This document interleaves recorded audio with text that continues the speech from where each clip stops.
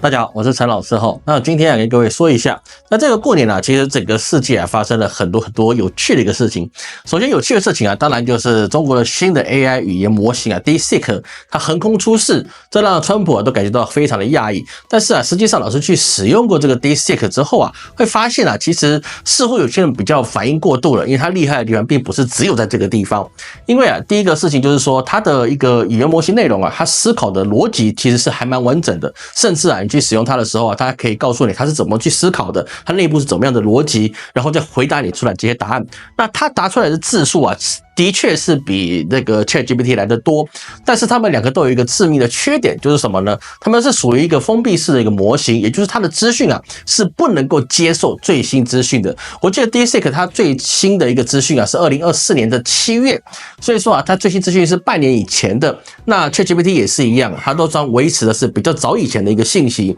但是呢，其他的 AI 比如说 Copilot 或者是中国的豆包，他们都可以获取比较新的，甚至你可以问他明天的天气如何，它是可以回答你的。所以说每个语言模型里面其实没有一个现在可以说它是完完全全的，它可以各方面的角度告诉你这些答案，包含写作也是一样。那比较深的比较强的就是 DeepSeek 它是以中文思考作为它的一个核心，所以是说它一次可以提供的中文字是高达4000个中文字，等于是说呢，你问它个2-3次你一篇万字的一些文章它是可以帮你完成的。那这个事情在 ChatGPT 里面它其实是有困难没有这么容易，是可以，但是呢，它的断行或者是前后句的思考它会比较多的一个限制。所以说呢，这个 DeepSeek 其实给大家震撼，其实就是在于是说它的造价极低600万美元，我记得是这么低的价格。过去他们说你要10亿或是100亿美元，你才能做一个像 ChatGPT 这样的语言模型。但是现在我们发现这个 DeepSeek 它用你非常非常少的成本，它就可以做到一样的一个结果，所以这个是让美国非常震惊的。但是它本身并没有是说非常的惊艳的地方，还是有限。但是呢，从第二件事情就是我们春晚春晚老师每一年都有看每一年我都在他电视面前我硬控4个小时。为什么呢？第一个真的是比较好看真的是还蛮精彩，尤其是一个京剧，黑老师非常喜欢。那再来就是说呢，从这个春晚里面会透露出很多的信息，尤其在这次春晚里面我们看到就是那个插秧歌，就是人跟机器人一起跳舞，这个相信各位今天在网络上都有看到了。这个东西就已经非常是令人觉得是真的是一个时代的一个划时代性的差别。为什么呢？因为它是人形，你人形可能过去都有，比如是说你 Google 他们都有一个人形机器人，这个不新奇，新奇的就是你这个机器人出来它是编队出场。过去我们看到的一些机器人展演都是单个机器人，但是你有没有看过全队的机器人它组成一个编队列的就像一个方阵一样的出场，然后呢它可以去做任何的动作，当然不是很大的动作了，就是它可以做一些运动活动的动作，甚至呢它可以把那个手绢丢起来然后再接住。丢起来再接住这件事情，它里面包含的科技是非常复杂的，因为你要去感应它的力量感应它的旁边的一些气候什么等等一切的，你要确保你丢上去之后你还可以接到没有掉下来，这件事情是极度困难的。而更困难的是什么？它编队的行走，它可以行走而且没有跌倒，这件事情是非常非常可怕的。所以说我们就看到有一些在海外的朋友尤其是欧美人士，他们就说今天你可以丢手绢，明天你就可以拿机枪，这是不是这样子呢？当然不至于，但是呢，我们可以知道，就是说中国的机器人到现在可以说它在5年之内它发展到一个可以跟日常跟我们人类一起生活的机器人，这个已经不在话下，它是绝对可以达到的。而重大的问题是什么呢？不是这些机器人可以取代我们的生活，而是说我们要看到第二件衍生出来的事情。这次在他们的春晚里面我们看到那个华为的尊介他们一直打这些汽车的广告，但是各位去知道包含华为或者是小米他们的汽车驾驶的自动功能未来可以达到 LV3， 也就是说呢，人可以完全解放双手，只要坐在车上他就把你送到位。但是呢，很多事情呢它并不能够完完全全独立运作，尤其是汽车这个东西。而这个东西我们看到了 DeepSeek 跟这些中国的电车他们结合起来之后呢，就会发生一件很恐怖的事情，是什么呢？各位去记得，老师各位去讲过，未来我们很多职业会被取代，是单纯被机器人取代吗？这个不一定，但是我们要发现一件事，就是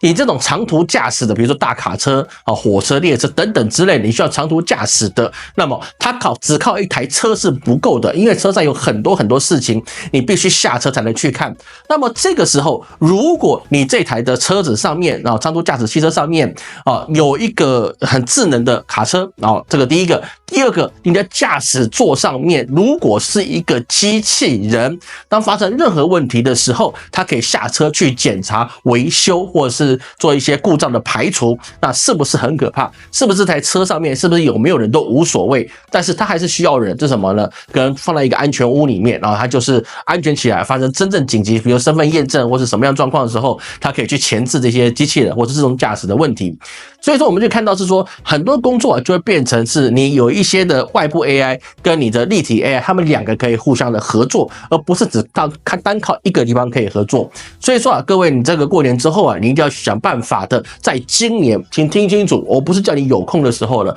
我是跟各位粉丝朋友去讲，只要你是在60岁以下，而且你都还需要赚钱上班的话，有些人你财富自由了，当然不需要了。如果你是60岁以下的啊，离退休还很远的，那么请记得今年this year 你一定要去做第2、第3甚至第4的社会性专长啊。社会性专长就是你必须要人去做的事情，比如是说，你可能是修水电啊，或者是你这美容美发啦、厨师啊等等之类的哦。厨师可能还是有需要的空间，所以说你就是一些你需要人去服务的事情哦，那你就可以去做，比如说收纳啊、整理啊、清洁啊、抽水肥啊等等的哦，很多人都比如装冷气啊这些事情，很多事情它都是有专业证照的。那么这个时候你才能够确保是什么？确保是你有一天你突然被 AI 取代的时候，那么我们就可以有一个衔接的经济来源，因为我们最主要是服务人，服务人就是让社会经济能够运行的一个最终的一个逻辑，因为你有人你才有交易，你跟人交易才用到钱嘛，你跟蛇交易你不用钱了，你跟老虎交易你不用钱了，对不对？拿身体来付回去跟他换就好了。所以说你这样在社会中生活，你就一定要有一个你可以服务众生的方法。所以说在未来啊，长时间来看啊，有几个工作比较不会取代。第一个是什么？宗教业啊，宗教业这个东西啊，你机器是无法取代的啊，因为这个是要精神去引领。第二个当然就是心理咨商相关的啊，这个一个是透过宗教，一个透过人与人。第三个就是教师，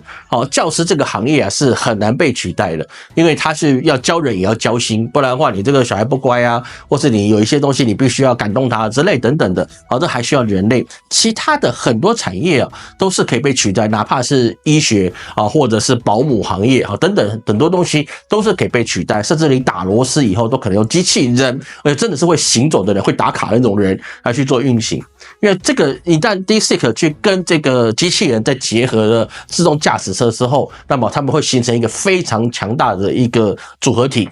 这个是真的是不能够去小觑的这个事情是很重要的。所以这次春晚啊，其实中国向全世界发布了很重要的事情是，跟着我走，你们就可以怎么样，就有机会未来可以喝好汤吃好肉。而第三个在春晚里面有一个讯息是什么呢？就是他这一次有请到一个中南美洲的乐团，好像就是秘鲁吧。好，秘鲁的乐团来让给大家去演奏。好，那这个事情呢，他也在宣布了，就是他的所谓的全球南方。全球南方的意思很简单的，就是我跟欧美以外的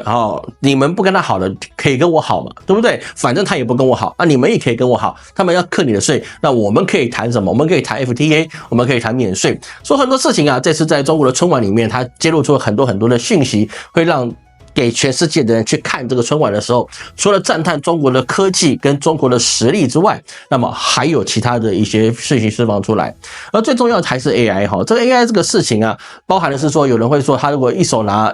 的是机枪，另外一手拿的是火箭怎么办呢？这一定会，但是它不会出现在机器人的身上，而在机器狗的身上。因为当你2足的都可以行走的时候，你4足的会更稳。所以它如果这个机器狗里面有类似 DeepSeek 这样子的 AI 的模型，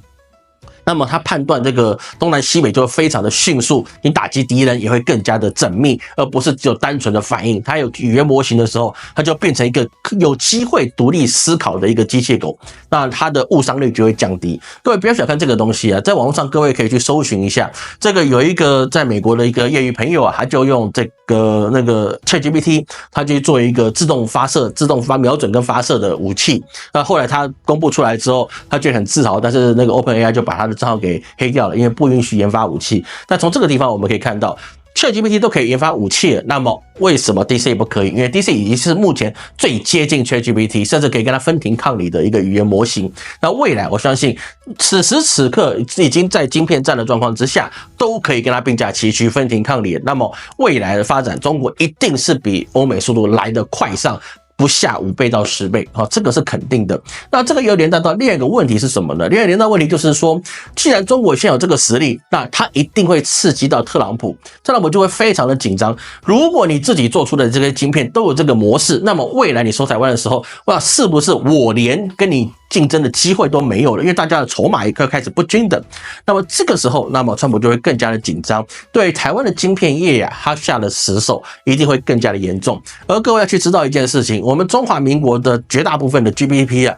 很大一块都建立在高科技产业上，而这些高科技产业啊，都是一者连个一个，他们是一个聚落群、科技群，所以说呢，少了哪一个都不行。那这个状况就有可能的被美国的威逼利诱之下，直接给你整碗端走，这个概率是极高的。好，各位就不要说不可能，这个概率是极高的。哪怕他就搬到韩国、搬到日本去，搬到这些美国可以掌控到的地方，都是极高的可能性，这个绝对不是跟各位危言耸听，因为对川普来讲，今年的这个春晚了，给他的刺激实在是太大了。这个不是老师说的，各位你可以去看那个除夕那一天，川普自己发言的，他说这个 DeepSeek 实在是一个警钟啊，美国人应该要去警醒。说很多事情啊，我们从这个春晚，还有这次的这2天的过年啊，除夕跟新年啊，我们都要知道世界即将迎来重大、非常严重的变化。所以，除了是说你一定要有第2、第3、第4的社会性技能之外，最重要的一定是要保存好现金，你永远没有办法知道横天出世又来一个什么样革命性的科技或是革命性的变化。比如说像这次辉达跌了 17%， 这个你过去会想到辉达有可能跌了 17% 吗？它就一天跌 17%。对不对？所以说是不是现金更加的稳固？当然，辉达一跌，其他的你的指数类的也会受到波及。所以这个很多事情我们不能够等闲去视之。各位就记得 AI 时代一定来了，它已经来了，所以说请一定要做好准备。其他的我们周日再讲。我是陈老师，我们周日见。Nice。